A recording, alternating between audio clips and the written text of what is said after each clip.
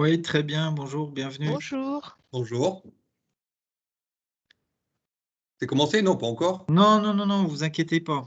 Et pour le enfin, n'hésitez pas vous pouvez intervenir, lors du webinar, mais plutôt par chat et pensez à Mmh. couper votre micro pour éviter les larcènes. OK, très bien. Merci. Merci.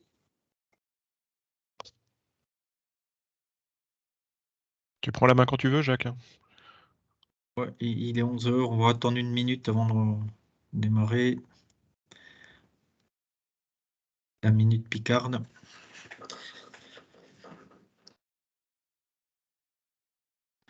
Je vais partager mon Mmh. PowerPoint. Hop, hop. Normalement, ça devrait être bon. C'est bon. OK. Donc on attend encore une petite minute, là j'ai 11 heures, on attend 11h01 pour démarrer.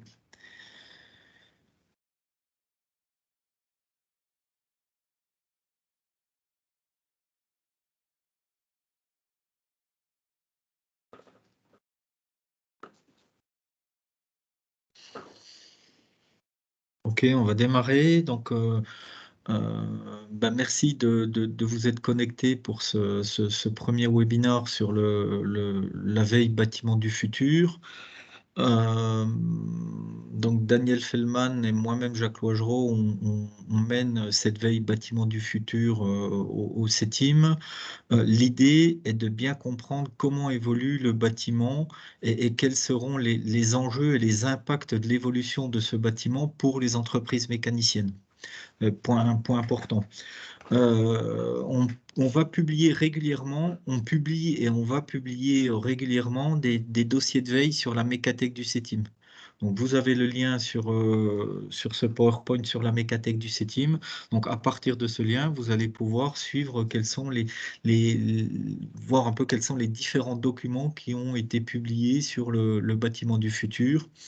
Ce webinaire, c'est une présentation, mais c'est aussi un moment où vous allez pouvoir poser vos questions et faire remonter vos attentes. Donc ça, c'est important aussi, parce que si vous arrivez à faire remonter, si vous faites remonter vos attentes, nous, ça peut nous donner des pistes pour approfondir certains points. La veille, alors le CETIM n'est pas un centre spécialisé dans le bâtiment du futur. Par contre, enfin dans le bâtiment, par contre, on travaille pour des industriels de la mécanique qui fournissent des composants et des équipements pour le bâtiment du futur.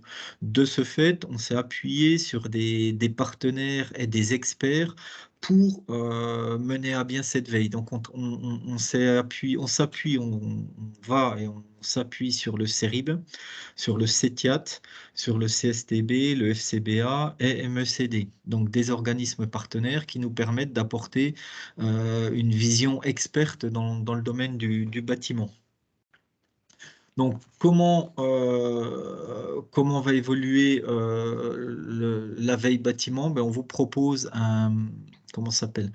Un, un planning, et c'est Daniel qui va vous présenter rapidement ce planning autour des webinaires. Bonjour à tous, Daniel Feldman. Peut-être on peut rajouter que le webinaire va être enregistré, que vous aurez accès au lien vers le replay qui vous donnera donc le dossier du webinaire. Donc effectivement, on a prévu une série de webinaires bâtiments du futur. Tout de suite, on va accueillir François Durier du CETIA qui va vous présenter l'évolution des systèmes de chauffage et de refroidissement. La semaine prochaine, on aura la ville et le bâtiment connecté qui vous sera présenté par FCBA et MECD. Et on va continuer le lundi 7 février avec le BIM dans la chaîne de valeur du bâtiment qui vous sera présenté par le FCBA et le CSTB. On continuera par la fin de vie des plastiques en ameublement. Ça sera en mars. On poursuivra avec l'évolution dans la construction des bâtiments, toujours en mars, par l'Institut Carnot et MECD. Et on aura également l'évolution des matériaux dans les équipements du bâtiment en lien avec la crise sanitaire. Ça sera pour avril. On a également prévu de faire quelque chose sur la RE 2020 pour une date à confirmer. Donc, sans plus tarder, je vais laisser la parole à François Durier qui va vous présenter cette thématique sur les systèmes de chauffage et de refroidissement. Oui, merci Jacques, merci Daniel. Je vais évidemment partager ma présentation. Je suis François Durier et je suis au CETIAT, directeur du développement et des partenariats. Et donc, j'ai, pour le compte du CETIM, mené cette action de veille sur l'évolution des systèmes de chauffage et de refroidissement. Donc, j'espère que vous voyez ma présentation dans le bon format maintenant. Le CETIAT est le centre technique des industries aérauliques et thermiques. Et il s'agit d'un centre technique des fabricants d'appareils de chauffage, refroidissement, production d'eau chaude sanitaire, ventilation, traitement de l'air pour le bâtiment ou pour l'industrie. Nous avons 350 industriels membres du CETIAT ou ressortissants du CETIAT qui sont donc les fabricants des matériels que je viens de citer. Ma présentation comportera, vous le voyez, 3 grandes parties. Les nouvelles sources d'énergie pour le bâtiment. On parlera des menaces sur les combustibles et des nouveaux combustibles qui peuvent les remplacer, mais également du solaire. L'évolution des systèmes, la veille nous montre 5 tendances que j'ai pensé intéressantes d'évoquer avec vous, et vous les voyez inscrites ici. Et puis on conclura par quelques considérations sur l'évolution des réseaux de distribution de chaleur et de froid, soit à l'échelle de la ville, les réseaux urbains, soit les réseaux dans le bâtiment. Alors, avant d'aborder les nouvelles sources d'énergie pour le bâtiment, j'ai quelques diapos sur des éléments un peu généraux. Depuis quelques années, on parle maintenant, en ce qui concerne le bâtiment, d'énergie primaire. Alors, j'ai rappelé ici que l'énergie finale, c'est celle qui va être livrée à l'échelle du bâtiment ou utilisée à l'échelle du bâtiment. Si on prend l'exemple du fioul domestique, ça va être le fioul domestique qui est dans la cuve et qui est brûlé par la chaudière. Tout ça pour produire de l'énergie utile qui va servir, par exemple, à chauffer le bâtiment. Entre l'énergie finale et l'énergie utile, on va avoir des pertes, par exemple les pertes d'énergie par la cheminée de la chaudière fioul. À gauche, on voit apparaître l'énergie primaire, et dans le cas du fioul, l'énergie primaire, ça va être le pétrole brut. Et entre l'énergie primaire et l'énergie finale, vous voyez apparaître des pertes ou l'efficacité de la conversion de l'énergie, par exemple l'efficacité de la raffinerie. Et donc, l'énergie primaire va être plus élevée que l'énergie finale. Tout ça peut s'exprimer en kilowattheures, mais on précisera bien à chaque fois si on parle de kilowattheures d'énergie primaire, énergie finale ou énergie utile. Les usages de l'énergie dans le bâtiment auxquels on s'intéresse, c'est le chauffage, le refroidissement, ça sera l'essentiel de ce que j'évoquerai aujourd'hui, mais je parlerai également des systèmes de production d'eau chaude sanitaire qui sont souvent couplés avec les systèmes de chauffage, la ventilation, l'éclairage et puis d'autres usages spécifiques de l'électricité, les produits blancs, l'électroménager, les produits bruns, l'électronique. Cette répartition, elle est quelquefois présentée de manière un peu différente. Et vous voyez deux camemberts issus d'un document de l'ADEME de 2018, dans lequel on voit bien apparaître le chauffage, c'est la partie la plus importante, en vert un peu plus foncé. L'eau chaude sanitaire, c'est le bleu. La cuisson, c'est la partie la plus petite. Et puis l'électricité spécifique. Donc, vous pensez que là, dans ces camemberts, par exemple, l'électricité qui fait tourner les systèmes de ventilation a été mise dans ce qui s'appelle l'électricité spécifique, de même que l'éclairage. Ce graphique, il est intéressant parce qu'il nous montre donc une répartition de ces usages de l'énergie. Alors, c'est dans les logements uniquement, hein, on n'a pas ici les bâtiments tertiaires, en 2000 et en 2016. Alors, vous voyez au centre la valeur globale en millions de tonnes d'équivalent pétrole qui a diminué, passant de 42 à 36,4 du fait de la réduction des consommations d'énergie. Et puis, on voit une part de l'électricité spécifique qui est en assez forte augmentation. Cette part d'énergie dans le bâtiment, l'ADEME nous montre aussi comment elle a évolué depuis 1975. avec, vous voyez, des chiffres qui s'arrêtent là à 2017. Ce graphique concerne les 28,5 millions de résidences principales en France. Et vous voyez donc que depuis 1975, on a pour l'énergie de chauffage des résidences principales, l'électricité qui est tout en bas, qui a cru de manière très importante, le gaz également, hein, c'est la 41% en 2017, le fioul 12% en 2017 et vous voyez qu'il a décru au fil des années, de même que le charbon, c'est la partie rouge hein, qui est quasiment absente actuellement du chauffage principal des résidences principales. Les parties supérieures, bien, c'est le chauffage urbain qui a légèrement augmenté, le bois qui a plutôt en pourcentage diminué, et les GPL, donc gaz de pétrole liquéfié, propane et butane, qui représentent toujours une part relativement faible du chauffage des résidences principales. Ces évolutions, elles ont été marquées bien sûr par la disponibilité des énergies, les approvisionnements, par le prix des énergies, mais aussi de manière très importante par des réglementations. Alors j'ai recensé ici uniquement des textes importants récents qui peuvent avoir un impact sur les sources d'énergie utilisées dans le bâtiment. Une directive européenne qui date de 2010 sur la performance énergétique des bâtiments. Elle a été amendée en 2018 et il est intéressant de noter qu'en décembre 2021, la Commission européenne a publié un projet en vue de sa révision qui doit être examiné maintenant par le Parlement européen et le Conseil avant d'être adopté, mais on a déjà des éléments sur ce que la Commission européenne propose pour cette directive européenne. Cette directive, elle exige notamment que les États membres de l'Union européenne établissent des réglementations nationales sur la performance énergétique des bâtiments. Et la réglementation française, dite réglementation environnementale RE 2020, qui date de 2021, qui concerne les bâtiments neufs, permet à la France de répondre à cette exigence de la directive européenne sur la performance énergétique des bâtiments. Je cite également le plan de rénovation énergétique des bâtiments, il date de 2017 et il est très vraisemblablement amené à évoluer, à être révisé parce que, en particulier, le projet de révision de la directive sur la performance énergétique des bâtiments propose une exigence qui imposera aux États membres de l'Union européenne de mettre en place des plans ambitieux de rénovation énergétique de leur parc de bâtiments. Alors, exemple de ce qu'on trouve dans ces textes réglementaires, eh bien, vous voyez, j'ai parlé tout au début de l'énergie finale, l'énergie primaire. Dans la RE 2020, on trouve des tableaux qui permettent de convertir l'énergie finale qu'on mesure à l'échelle du bâtiment, par exemple avec un compteur gaz ou avec le volume d'une cuve de fioul, et de convertir cette énergie finale en énergie primaire. C'est la colonne qui se trouve à droite, vous voyez, dans le tableau du haut. La RE 2020, elle propose aussi des coefficients pour convertir l'énergie finale en énergie primaire non renouvelable. Et c'est ce qu'on trouve dans la première colonne de ce tableau supérieur. Vous voyez que les valeurs sont des valeurs conventionnelles et parfois correspondant à une approche simplifiée. Par exemple, vous voyez plusieurs coefficients qui, dans la colonne de droite, sont à 1.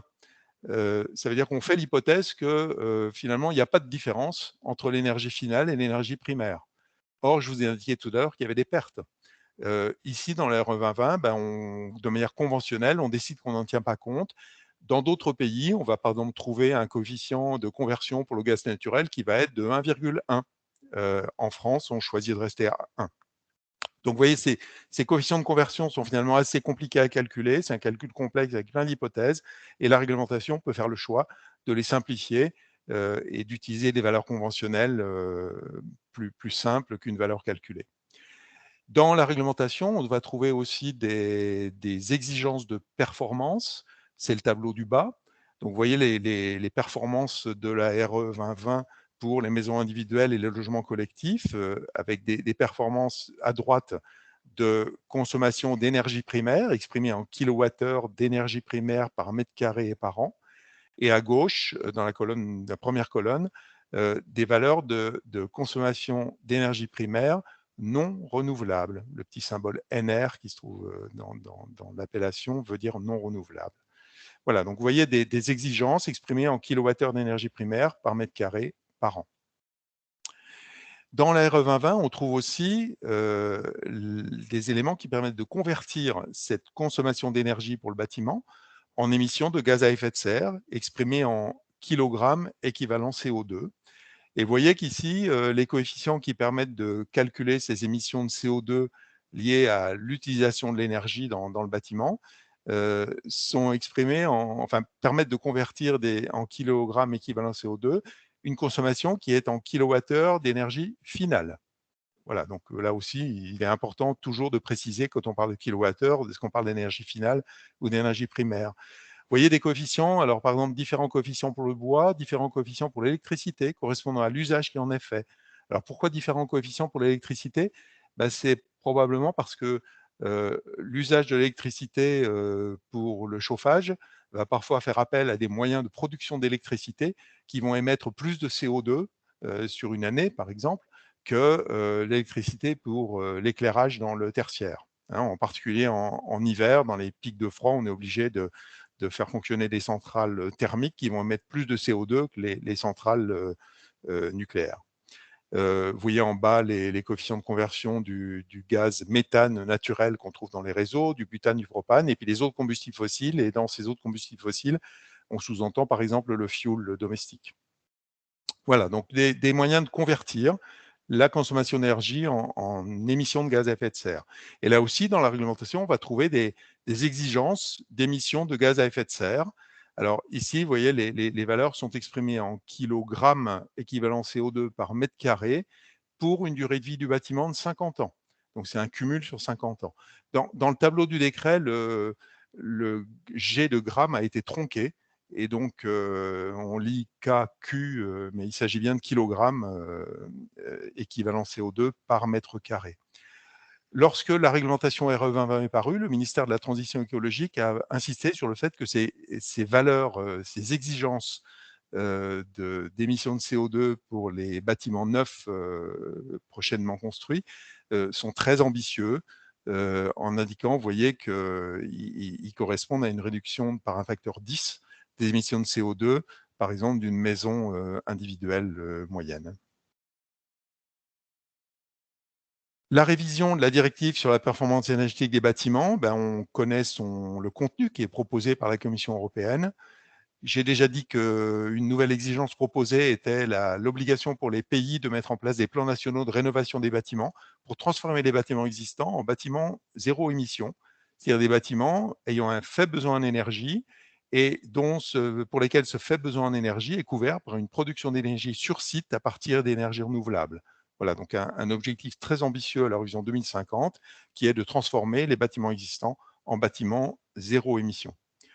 Sur une base volontaire, la possibilité, suivant un schéma européen, dans les pays, de mettre en place des passeports de rénovation énergétique des bâtiments, des exigences renforcées de performance énergétique pour les bâtiments neufs et rénovés. Donc, ça va continuer à faire évoluer notre RE 2020 qui va devoir se caler sur cette directive européenne. L'obligation pour les États de mettre en place des bâtiments neufs zéro émission à partir du 1er janvier 2030. Donc, encore une fois, c'est une date provisoire. Tout ça doit être confirmé par le Parlement européen et le Conseil. Et puis, l'affichage de l'impact carbone des bâtiments à partir de 2030. Vous pouvez, pour aller plus loin, la Commission européenne a réalisé une étude sur qu'est-ce que c'était que le passeport de rénovation des bâtiments, et c'est un document complémentaire. Vous pouvez regarder pour en savoir plus. En ce qui concerne les équipements de chauffage et de refroidissement, on voit apparaître dans la proposition de révision des nouvelles exigences, possibilité d'exigence nationale sur l'installation, le dimensionnement, la mise en service et la surveillance des équipements, la possibilité d'exigence nationale d'émissions de CO2 ou sur le type de combustible utilisé. Alors c'est important parce que vous voyez, cette possibilité légitime des interdictions de combustible dans certains bâtiments ou dans le bâtiment neuf, par exemple. La disparition des aides financières à l'installation des chaudières à combustibles fossiles, la vérification du caractère smart ready des bâtiments tertiaires d'une certaine taille. Alors, smart ready veut dire ici capacité du bâtiment à adapter son fonctionnement aux besoins des occupants, en optimisant les performances et en réagissant aussi aux signaux reçus du réseau de distribution d'énergie. Et puis, l'installation de capteurs de surveillance de qualité d'air intérieur pour les bâtiments zéro émission. Voilà. Donc, vous voyez un certain nombre d'éléments qui vont affecter l'évolution des systèmes de chauffage et de refroidissement. J'en viens maintenant aux menaces sur les combustibles fossiles, à commencer par le gaz naturel. La RE 2020, vous l'avez vu, fixe des valeurs maximales d'émissions de CO2 qui handicapent fortement l'usage du gaz dans les bâtiments neufs. Vous vous souvenez, il y a un facteur de conversion de l'énergie en CO2 pour le gaz, et puis des valeurs de CO2 qui font que ce n'est pas évident dans les bâtiments neufs avec la RE 2020 de trouver du gaz. Un moyen pour contourner cette difficulté serait d'utiliser du biométhane, mais il n'est aujourd'hui pas cité par la RE 2020. À ce sujet, une association de défense de l'utilisation du gaz a saisi le Conseil d'État en octobre 2021.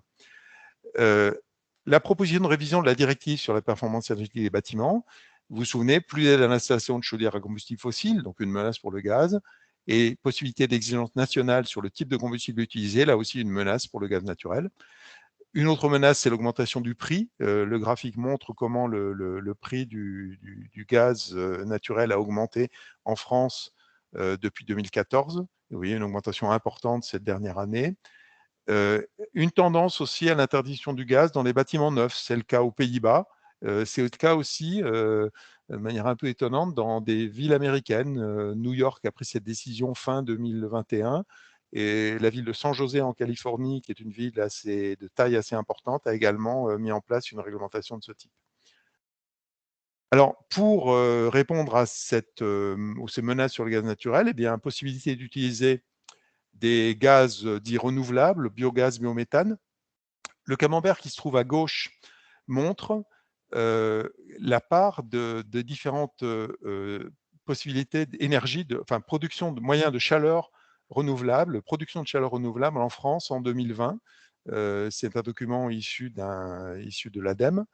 Et vous voyez que la partie gaz renouvelable, c'est la partie verte qui se trouve en haut à gauche, 3%.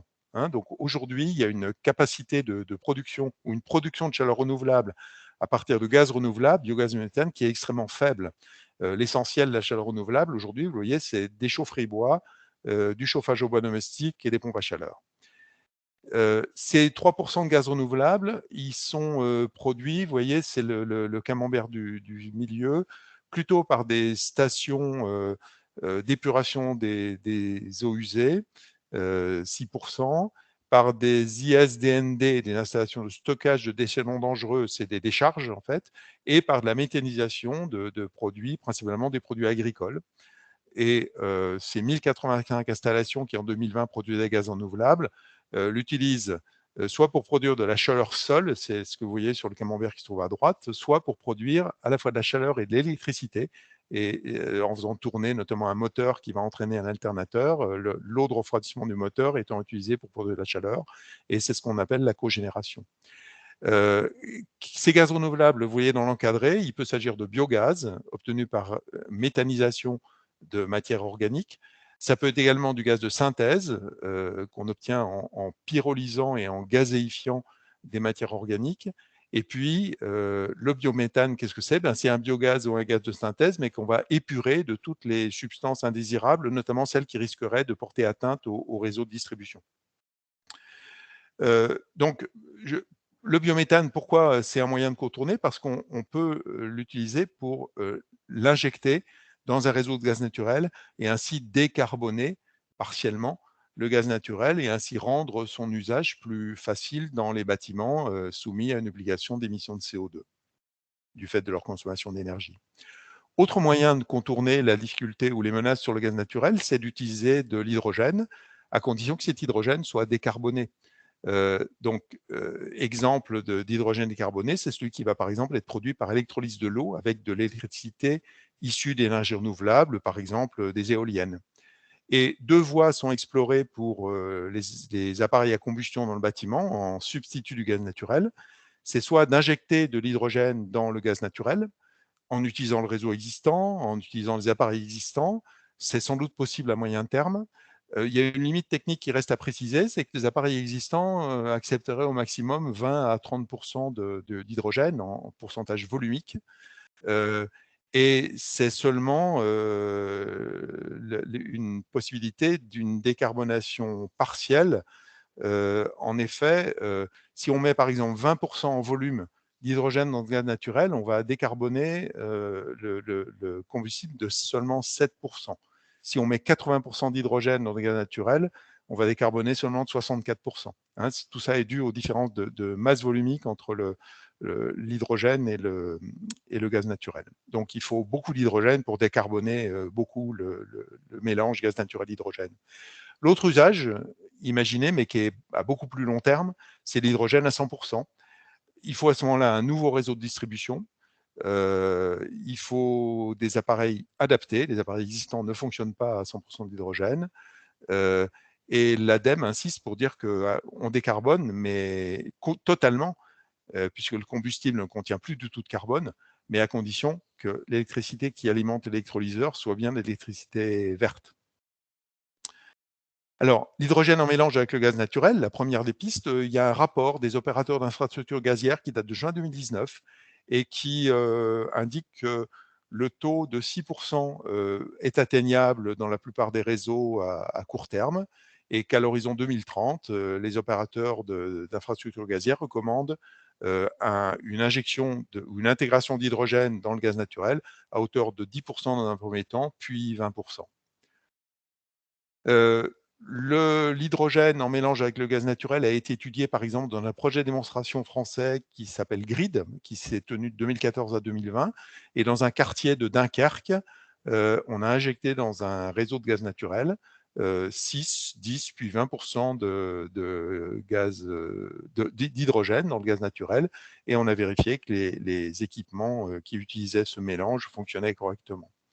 Un projet européen est en cours qui s'appelle TAIGA, qui examine l'utilisation de mélanges de gaz naturel et d'hydrogène jusqu'à 20-30% dans des appareils à gaz domestiques et tertiaires, et il regarde comment ces appareils acceptent ce mélange. Dans ce projet TAIGA, on trouve en particulier des éléments sur le phénomène de fragilisation des matériaux et des réseaux par l'hydrogène.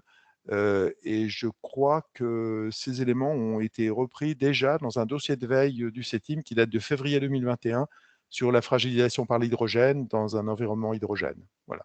Et notamment, vous pouvez suivre ou suivre le replay d'un webinaire du projet TAIGA qui présente en détail tous ces résultats.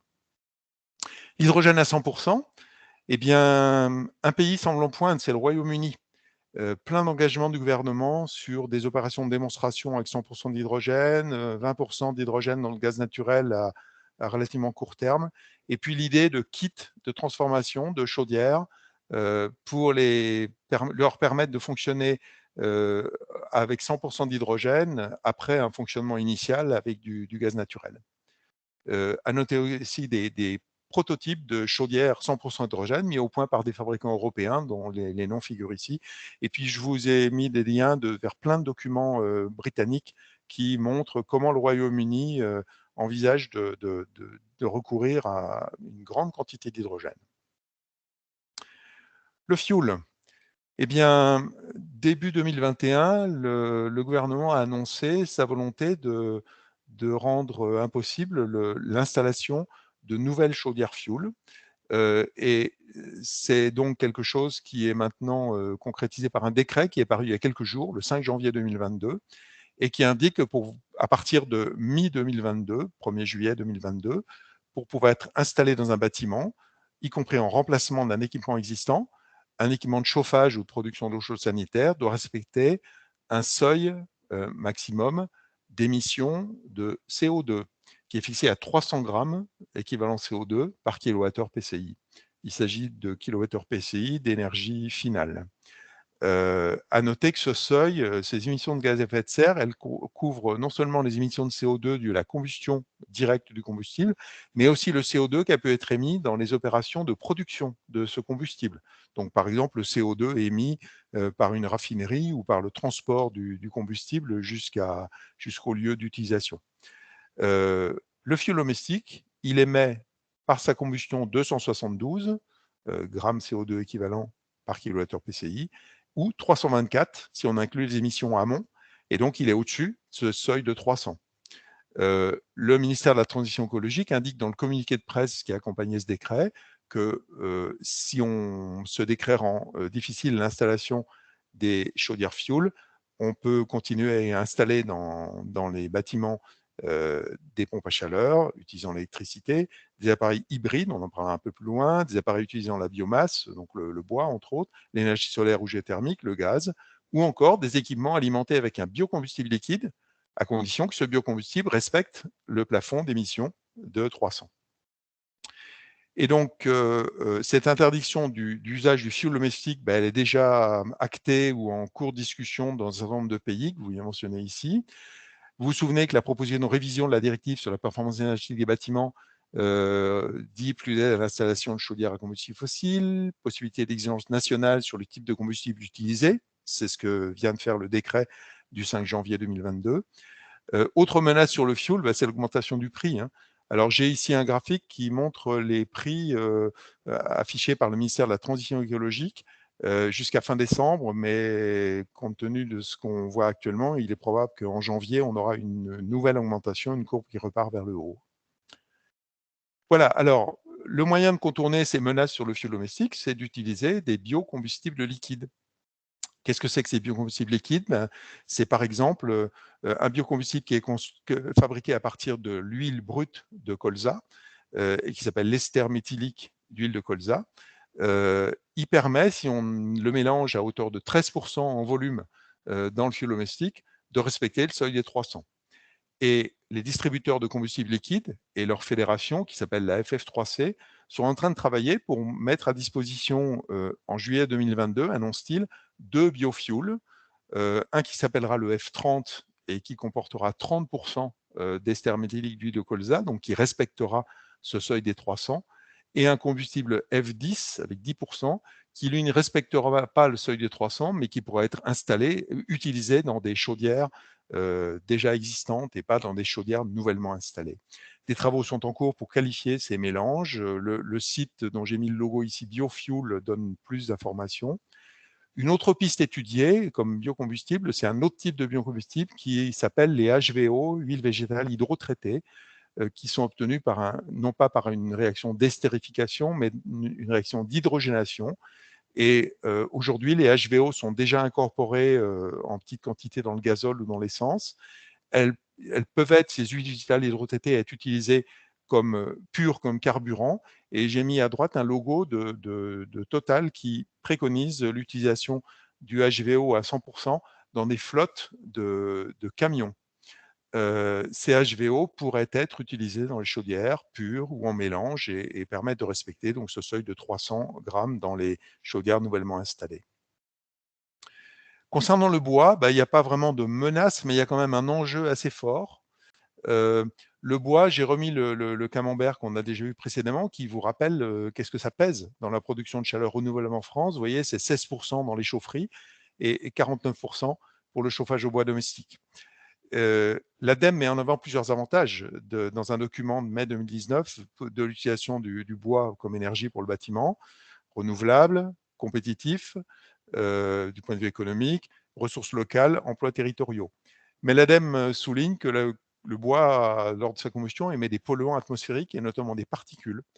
L'ADEME nous dit qu'un appareil récent performant émet jusqu'à 13 fois moins de particules fines qu'un foyer fermé antérieur à 2002 et jusqu'à 30 fois moins qu'un foyer ouvert dans lequel on va brûler des bûches de bois, une cheminée, quoi. Et l'ADEME indique donc que le renouvellement du parc ainsi que des bonnes pratiques d'utilisation du combustible peuvent réduire les quantités de polluants émis. Donc il y a quand même cet enjeu pour le bois, c'est de renouveler le parc pour arriver à des appareils qui vont émettre moins de polluants atmosphériques.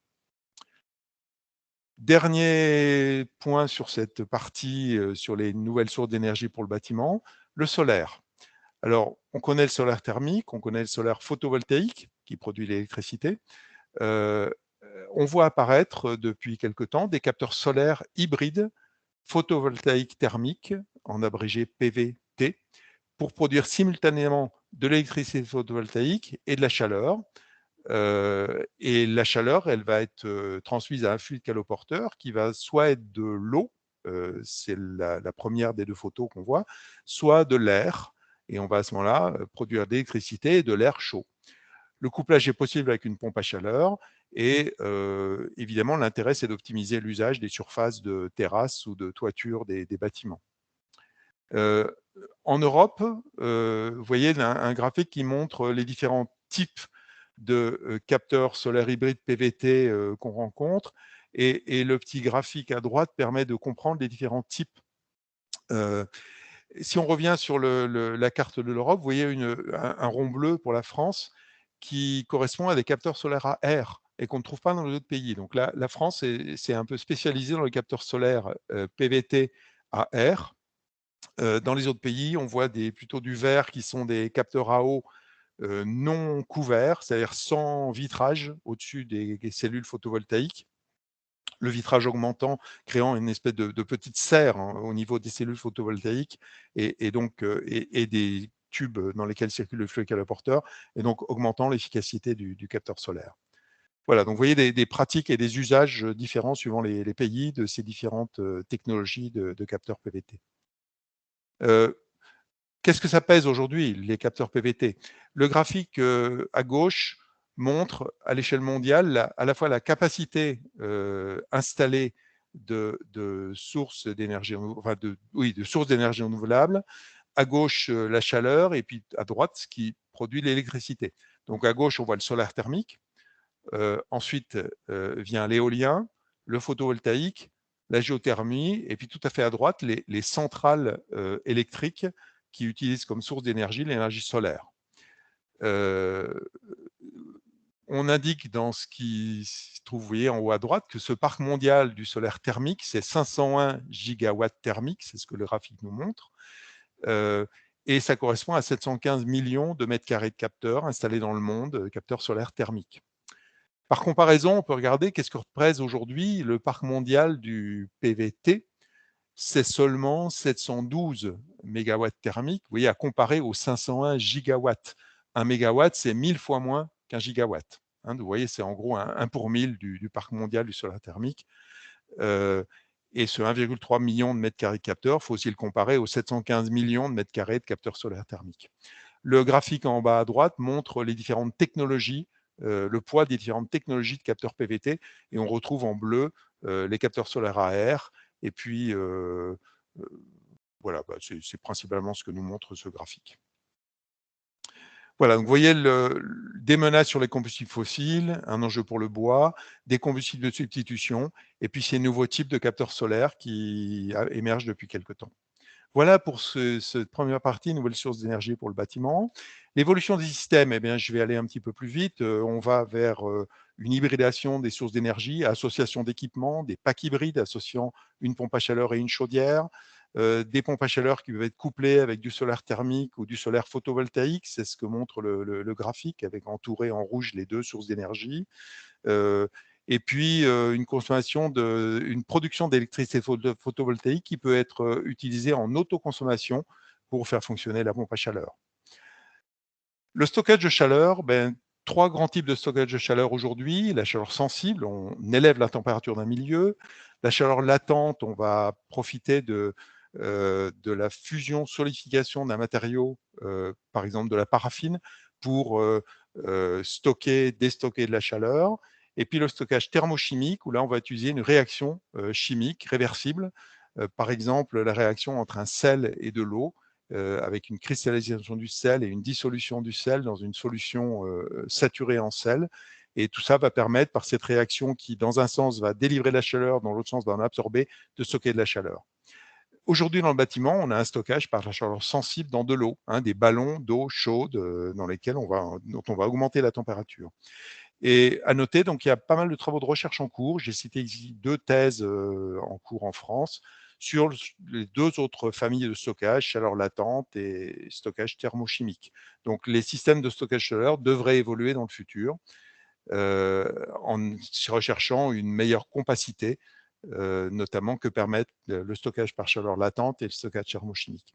À noter aussi très récemment la création d'une chaire industrielle à l'Institut Mines Télécom, en partenariat avec la société Eulem Leblanc, qui vise à présenter en 4 ans un démonstrateur pour le ballon d'eau chaude du futur, plus résistant, efficient et durable. Donc, en allant voir le lien, vous comprendrez mieux ce qui est visé dans ce ballon d'eau chaude du futur. Pour récupérer de la chaleur dans le bâtiment, on peut la récupérer sur l'air extrait de ventilation, avec deux grandes familles de technologies. Soit on récupère sur l'air au niveau centralisé, vous voyez, c'est ce qui est fait par un échangeur de chaleur entre l'air neuf qui vient de l'extérieur et l'air extrait qui vient de l'intérieur, placé dans les combles. On peut aussi le faire au niveau d'une pièce, c'est ce que montre le schéma de droite.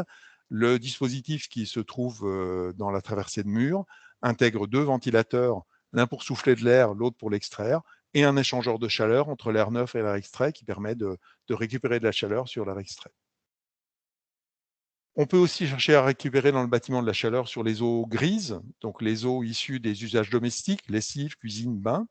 Et deux familles existent depuis peu, ou sont mises sur le marché depuis peu, de systèmes de récupération.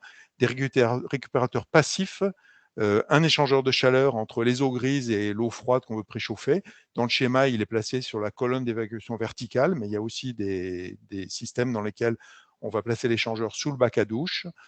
J'ai indiqué des noms de sociétés qui en France proposent ce type de système. Et puis des récupérateurs dits actifs, où là, on va mettre en place une pompe à chaleur eau pour la production d'eau chaude sanitaire. Donc, on va filtrer les eaux grises, les stocker, et la pompe à chaleur va puiser la chaleur présente dans les eaux grises pour réchauffer un stockage d'eau chaude sanitaire. Et deux fabricants, dont les noms sont mentionnés, proposent ce système en France aujourd'hui. L'évacuation des produits de combustion en rénovation, ben, c'est un enjeu important. Vous voyez dans le petit graphique en bas, on estime qu'on a aujourd'hui 900 000 logements qui sont munis d'une chaudière raccordée, logements collectifs raccordés sur des conduits individuels, et 700 000 sur des conduits fumés collectifs. La réglementation impose que les nouvelles chaudières soient à condensation. Les chaudières à condensation ont des températures de fumée plus faibles et un air de combustion qui est pris non plus dans la pièce d'installation, mais à l'extérieur. Et par ailleurs, la réglementation interdit de raccorder une chaudière à condensation à un conduit de fumée maçonné existant sans travaux d'adaptation. Il faut en effet que le conduit maçonné, si on installe une chaudière à condensation, il puisse résister au condensat éventuel qui se formerait dans le conduit maçonné du fait de la plus faible température des produits de combustion. Et donc, on a là un enjeu très fort dans l'habitat collectif. Alors, des solutions existent aujourd'hui pour les conduits individuels. Vous voyez, les deux figures montrent un exemple d'un bâtiment collectif dans lequel les chaudières sont raccordées à des conduits individuels, et un exemple de solution pour utiliser le conduit existant maçonné et y faire passer à la fois l'air de combustion et un conduit d'évacuation des produits de combustion. Pour les conduits collectifs, des solutions existent de rénovation globale de tout un immeuble. Hein. On change toutes les chaudières en même temps et on intervient sur le conduit collectif. Quand il s'agit de remplacer une seule chaudière dans l'immeuble, parce que par exemple elle tombe en panne et que la copropriété n'a pas encore décidé de remplacer l'ensemble, là, des solutions sont plus complexes et sont à l'étude, mais n'existent pas encore de manière claire sur le marché. Donc voilà, une piste d'évolution. Les systèmes intelligents, c'est aussi une tendance très forte. Hein. Alors, je m'inspire pour vous proposer cette définition là d'un dossier publié par l'AFPAC, Association française des pompes à chaleur, qui s'appelle la PAC du futur. On peut dire qu'un système de chauffage de refroidissement intelligent, vous voyez, il a un certain nombre de fonctions à assurer. Donc, il doit chauffer ou refroidir, il doit assurer le confort, il doit minimiser l'impact environnemental, la consommation, la facture énergétique, il doit être facile à installer, à mettre en service, à maintenir, et il doit assurer une bonne qualité d'air intérieur, et il doit, si possible, être esthétique. Mais il doit faire tout ça en étant intelligent et en prenant en compte son environnement humain et matériel, et puis en étant capable de fournir des informations, donc utiliser l'information reçue de l'environnement et en fournir aux utilisateurs, aux sociétés de maintenance, aux exploitants, etc. Et on va évidemment, comme dans beaucoup d'autres domaines industriels, vers des systèmes intelligents. On va de plus en plus intégrer de l'intelligence dans les équipements. Voilà pour ces 5 points que j'ai choisi de balayer dans l'évolution des systèmes. Vous noterez que je n'ai pas fait de points très précis sur l'évolution intrinsèque des systèmes, hein, qui est là plutôt le boulot des fabricants et qui est connu des fournisseurs de composants intégrés dans les équipements. Je me suis plutôt attaché à des évolutions qui ont un lien avec le bâtiment. mais on aurait pu en citer d'autres si on s'intéressait à l'évolution des systèmes proprement dit, de leur cœur, de leur intérieur. Voilà. Quelques mots pour finir sur l'évolution des réseaux de distribution de chaleur et de froid. Voilà une enquête parue qu'a fait paraître le Syndicat national du chauffage urbain et de la climatisation urbaine en 2021. 833 réseaux de chaleur en France, 32 réseaux de froid. Et vous voyez le nombre de bâtiments raccordés, il reste quand même relativement modeste. On a 2,5 millions de logements raccordés à des réseaux de chaleur. Ces réseaux de chaleur, ils sont alimentés, vous le voyez, principalement avec du gaz naturel. C'est ce qu'on voit, c'est la partie orange du graphique de droite. Et les exploitants de réseaux de chaleur et de froid mettent en avant le fait que de plus en plus, on utilise pour alimenter les réseaux de chaleur des énergies vertes.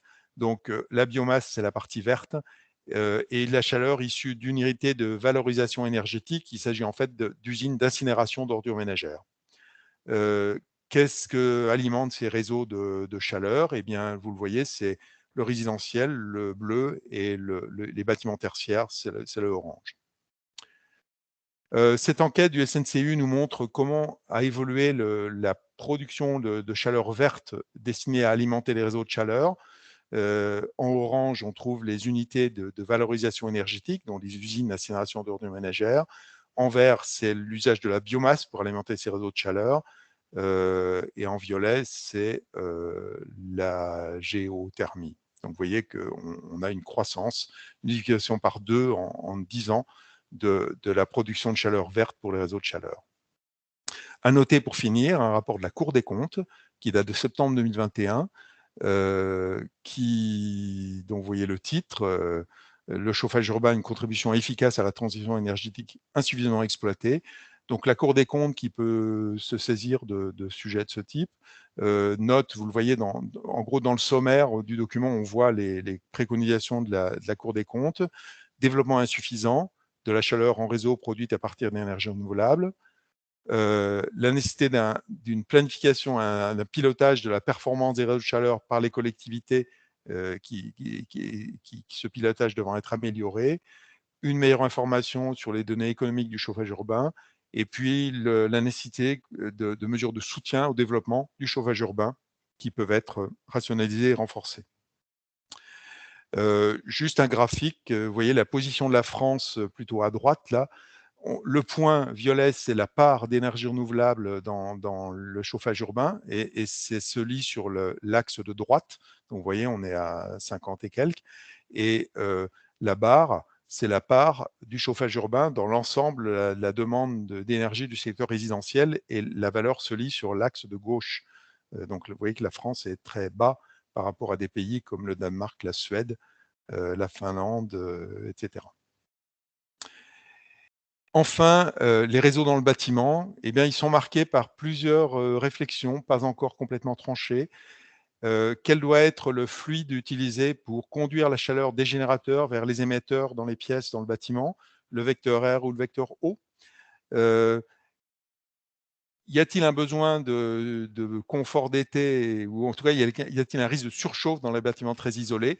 Et si oui, pour y remédier, est-ce que le vecteur R est la meilleure solution? Est-ce que c'est plus simple de conduire du froid vers les pièces en utilisant de l'eau ou de l'air? Donc là aussi, les débats sont en cours.